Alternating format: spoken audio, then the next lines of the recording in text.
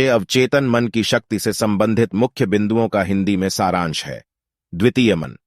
इस सिद्धांत के अनुसार मनुष्य का मन दो भागों से मिलकर बनता है, सचेत मन और अवचेतन मन। सचेत मन वह तर्क संगत और विश्लेषणात्मक भाग है जिसका हम दैनिक गतिविधियों में प्रयोग करते हैं, जबकि अवचेतन मन वह गहरा, अधिक प्राकृतिक भाग है जो पर्दे के पीछे काम करता है। रचनात्मक शक्ति।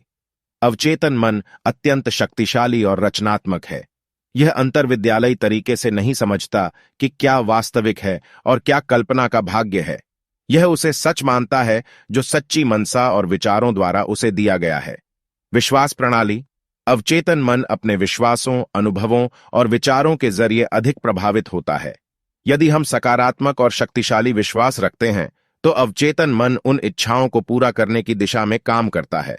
वहीं नकारात्मक या सीमित विश्वास हमारी प्रगति को रोक सकते हैं और आत्मनिष्ठाग्रस्त व्यवहार कर सकते हैं। आदेश और कल्पना।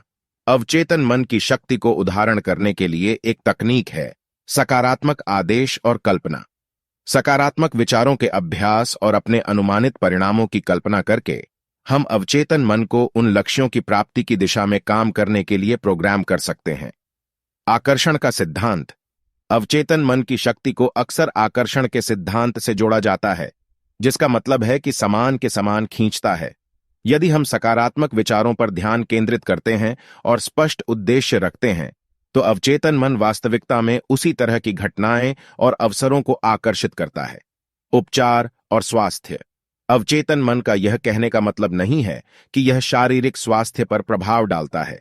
सकारात्मक संदेश अवचेतन मन को उन स्वास्थ्य संबंधी उद्देश्यों के बारे में भेजते हैं जिन्हें पूरा करने के लिए शरीर के प्राकृतिक उपचार प्रक्रियाएं चलती हैं।